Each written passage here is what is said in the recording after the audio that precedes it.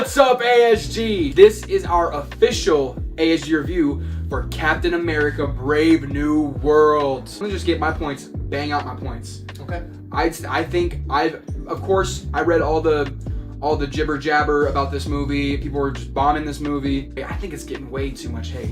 I think it's getting way too much hate. I don't think it's the perfect Marvel film. I'm not saying that. It is very rough around the edges, but like in every Captain America movie, I think the audience is greeted with awesome, kick-ass action.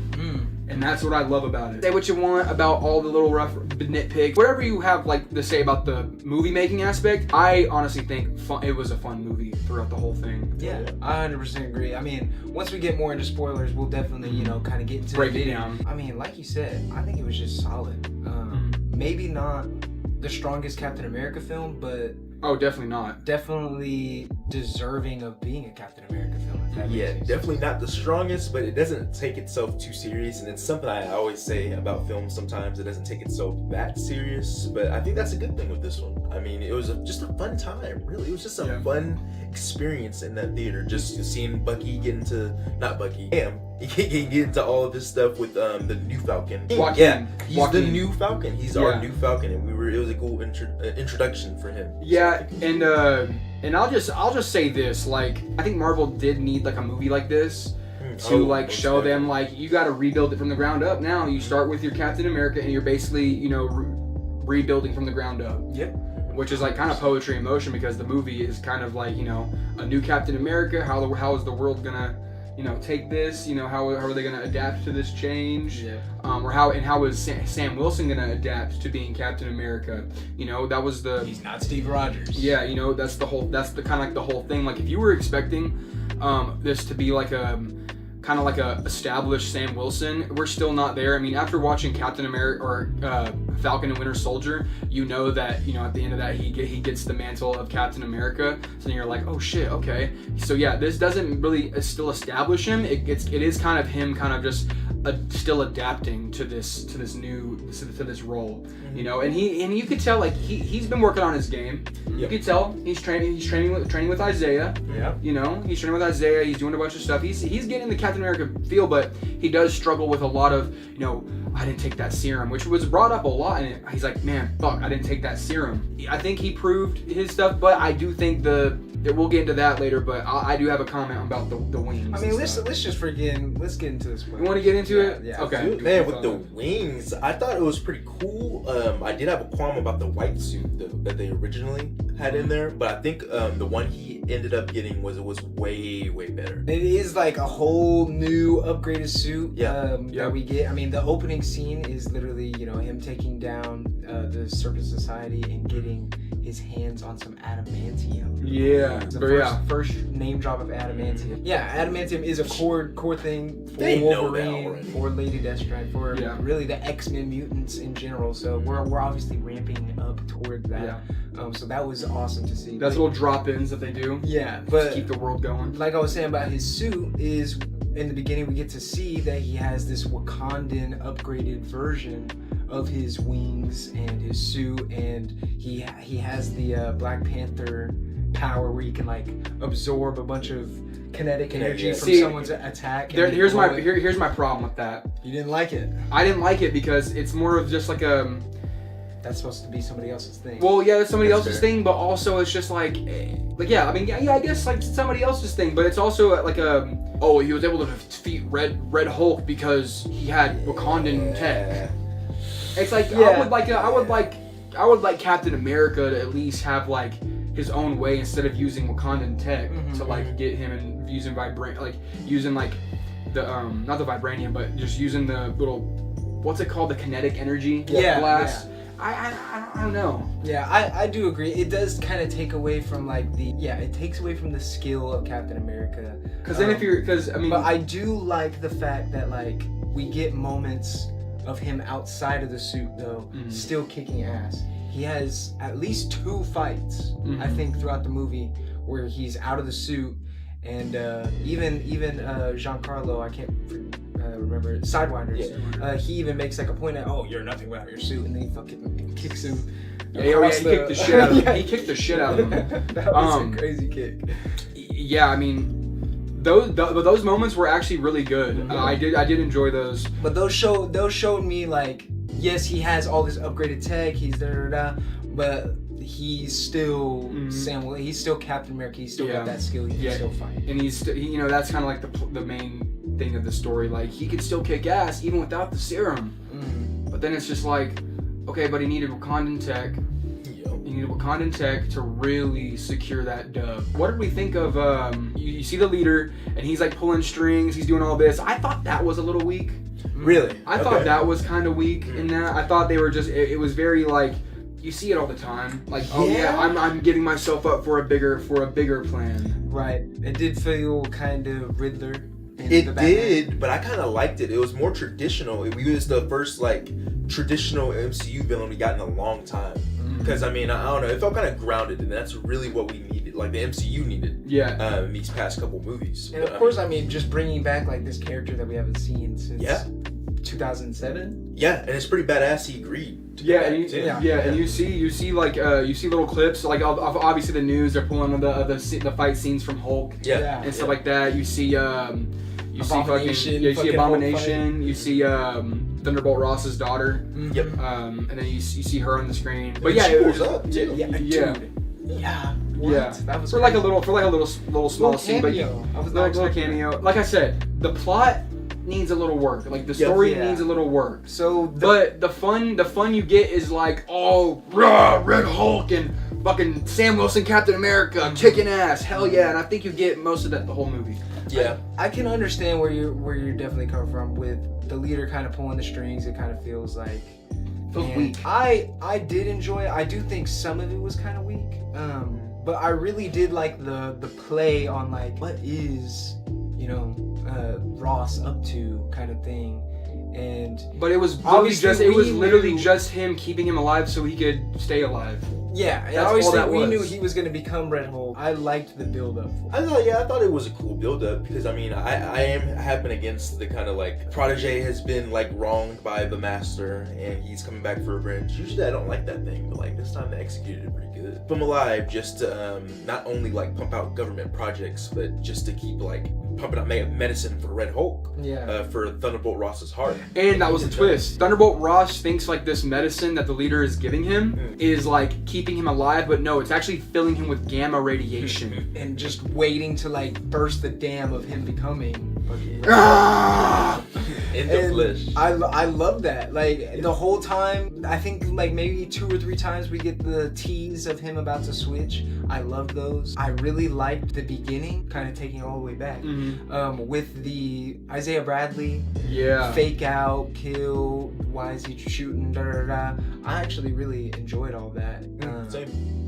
The Mr. Blue song playing to kind of hypnotize. But then that is kind of like that too. I'm glad you brought that up because that too I feel like I've seen this before. That's definitely something I would see like a CW Flash villain do. Right. That's like something I've seen before. I mean, how do you really pull off mind control though? Because like he is like a. I think you used. I think the flashing lights was better than. Because there's 2 mind control things. There's a flashing and then the music. What was the point of the flashing lights? I guess the flashing light is what activates them and then, or not activates them, but like preps them, and then the music actually activates them into its go mode. But yeah, I felt like it could have just been the lights go off. I guess I can see that when it's explained better. I can see that. It felt kind of it just felt kind of corny. Yeah. But we do see Bucky. Bucky shows up for a little cameo in this, and obviously, one thing that I noticed, they say Congressman Bucky Barnes. He's running for but saying that just sounds crazy. Yeah, it does, especially since he's supposed to be in the next movie. So like I don't know. Something bad's gonna happen. In charge of the team? Like maybe he's been taxed by the government to lead this secret team of reformed supervillains. But when he comes through is really when we get that like big moment that you're talking about with the serum. Yeah. Where he's like, I should have took it. Yeah. Just like you guys. And the reason what comes is because they get in a conflict. So there's a conflict with Japan because the adamantium, and they're trying to fight over it. And then they actually start doing a little dogfight in the Indian Ocean because where the big Sentinel Celestial. They're kind of like words just fuck me up. But and then 2 jet pilots go rogue because they hear the music. So what they fucking do? Yeah. And then they fucking go rogue, and they have to stop him. Joaquin, the Falcon, goes headfirst into a missile, saying, "I got this," and he fucking he gets clinically injured, and he is in the ICU, and he's like fighting for his life, and that's when Bucky comes in. He's like, it's like kind of like this heartfelt moment where he's like feeling like, fuck, I should have took that serum. I could have been better. Yeah. You know. Yeah. And he's like, well, I mean, Steve picked you because you're you, not Yeah. because you're strong or because which was a great moment. It was a great moment. One of my favorite scenes for sure. I did like the transformation when you see his like Red Hulk's like or Thunderbolt Ross's like fingers kind of crack and shit and get bigger. Like I thought that was really cool. Yeah. And they showcased his super jump well. I think they showcased Red Hulk's powers really well for the short time that we got it. Yeah. He got hotter. Yeah, he got hotter. He got madder. Did you guys notice whenever he actually grabs a car and like explodes it like with just his hands being so hot? Yeah. And then he throws it. So fire. Yeah, it was cool. And I do think, and this is kind of why I didn't like the Wakandan thing, because like if every time he was like holding that kinetic energy, but the vibranium was like stabbing him so hard, like he could have easily finished. I feel like he was already getting the upper hand on him with the vibranium. All that was unnecessary because then he just talks him out of it, and that's oh my god. Oh, don't get me started. Yeah, so don't get me started. Oh my goodness. So Sam, he thinks he knocks Red Hulk out. Yeah, he thinks he's fucking all Scarlett these people Johansson. have shown up, and then he pulls Scarlett Johansson and talks down Red Hulk. Sun's getting real low. Again. I don't know. It just doesn't work for Red Hulk. It doesn't. And I would think that like the gamma stuff is more studied. You would think the leader would make a gamma radiation where he's not just belligerent, where he can talk a little bit. Because he is usually the smart one. Red Hulk is the coherent one. Yeah, usually. like I thought he would be a little bit more coherent, but no, he was just like, like And maybe that's why he was so easy to talk down. Yeah. But he tried talking him down before that, and it didn't work. Yep. But somehow it works the second time. Yeah. See that they did reuse a lot of screams though. But at that second time, they were like at this location that he had said. They were already there multiple though. times that was the spot where he was walking with his daughter or whatever. Yeah, and I hate to be that guy, but the green screen, of course, it's fun, but the rough around the edge part was the blue screen, whatever you want to. I call it. Yeah, there was just screen. like 3 or 4 shots. 3 or 4 shots where it just looked bad. It reminded me of Black Widow. Anthony Mackie's standing there, and he is not standing. And I'm sure it was just because that was a part of the reshoot. Mm-hmm. We all know this movie did go through a few reshoots. Yeah. But yeah, honestly, other than that, I couldn't really find a single effect to complain about. Like the Red Hulk effect was all great. Oh my goodness, probably the takeaway from the movie. He looked amazing. All the sets looked practical. I know damn well they weren't, but I wasn't like, oh my gosh, they're not standing in this place, except for right at the very end. That shit was Watch your terrible. head, buddy. Watch your fucking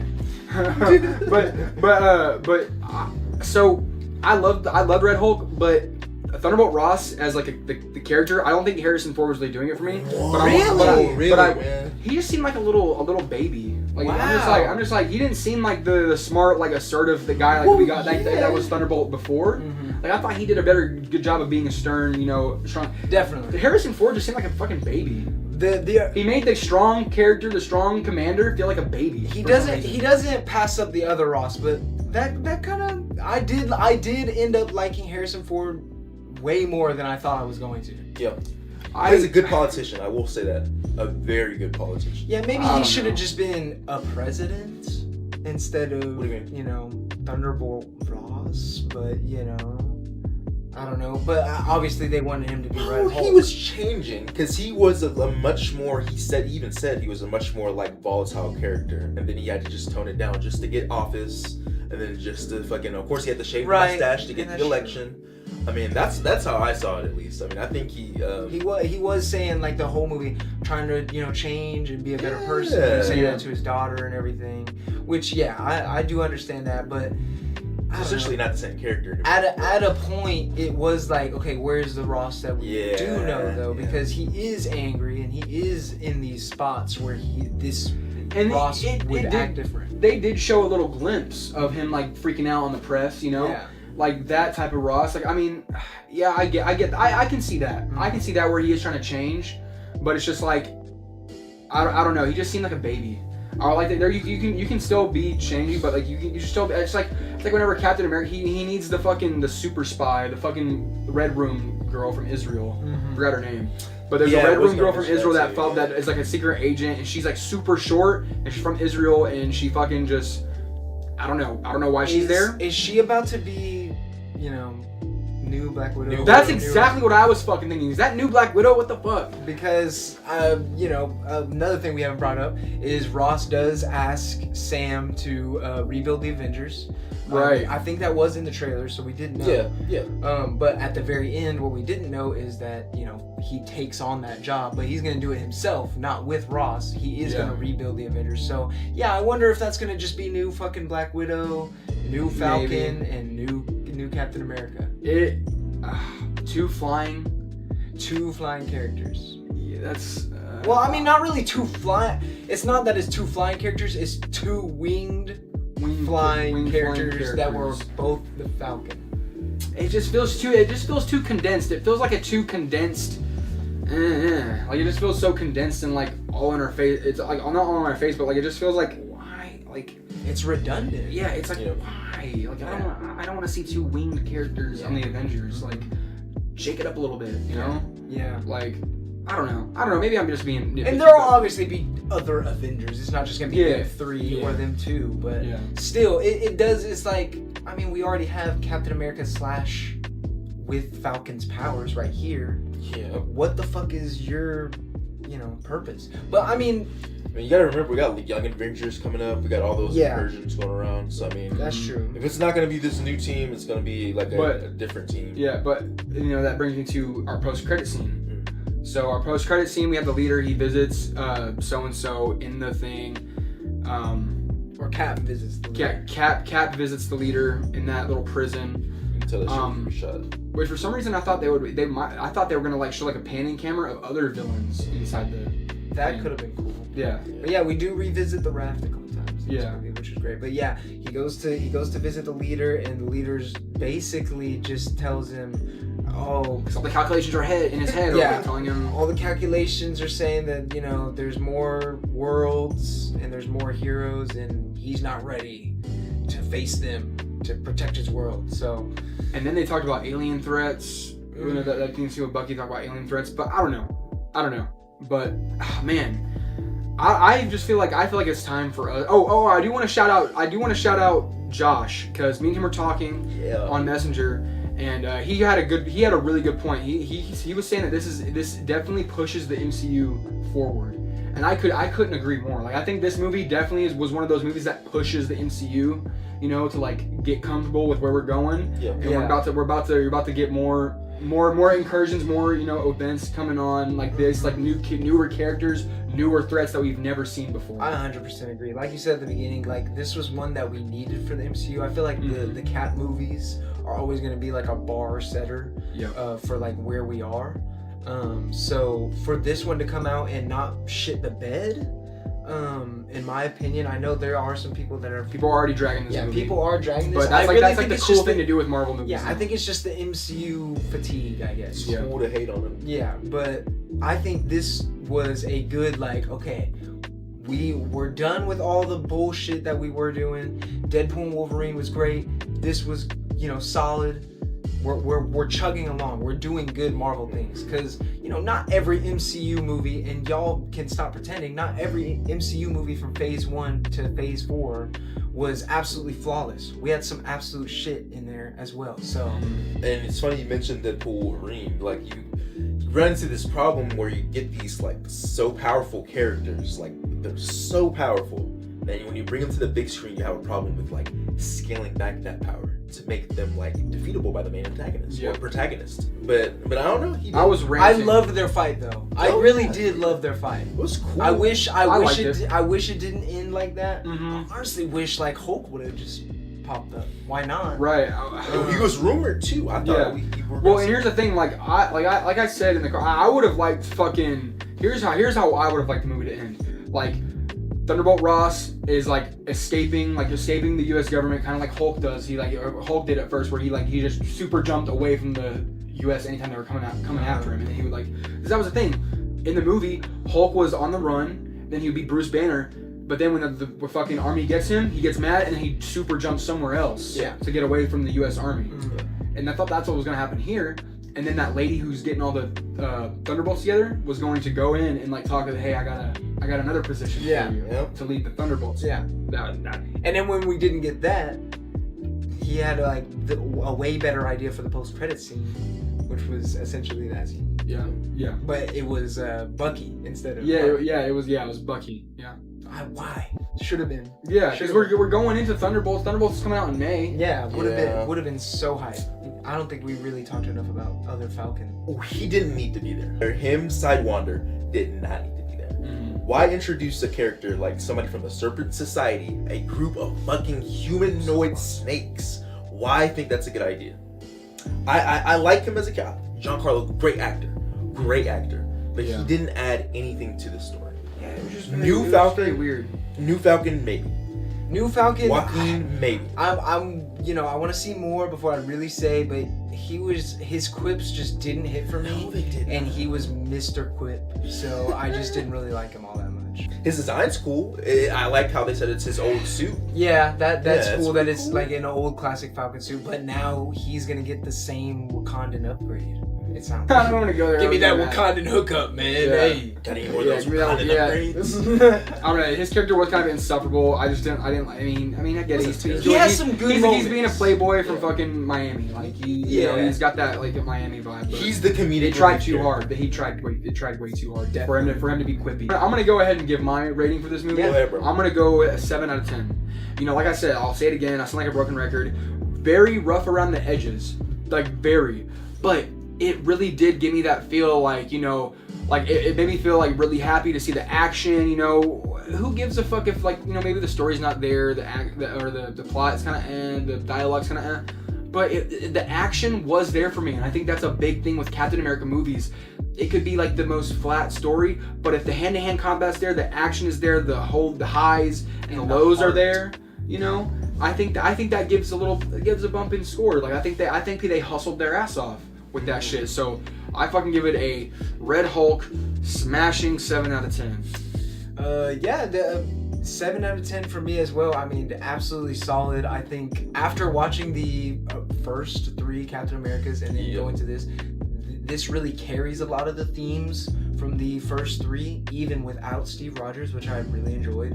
And I just like this movie. I honestly don't think it was as rough around the edges as a lot of people are going to say. I think this was a solid MCU. Oh yeah, definitely. Let me get 7 out of 10.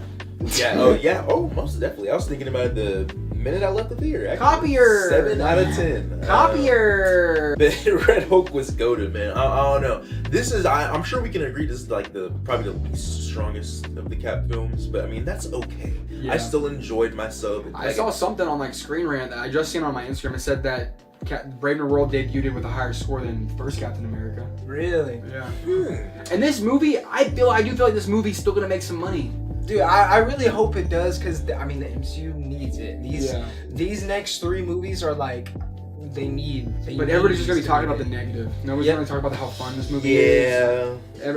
That's the fucking thing with Marvel movies. Everybody's gonna remember the negative. Bro, I need to go look, but I feel like I'm gonna go look and I'm just gonna see a bunch of people hating on the leader, even though that was a really good interpretation. Even the effect for him was great. It was pretty he looked good. Like I'm still kind of iffy. I'm still kind of on that one. Really? I understand. It was dry. They brought him back, like, yeah, but it was kind of just a weak way they used him, like.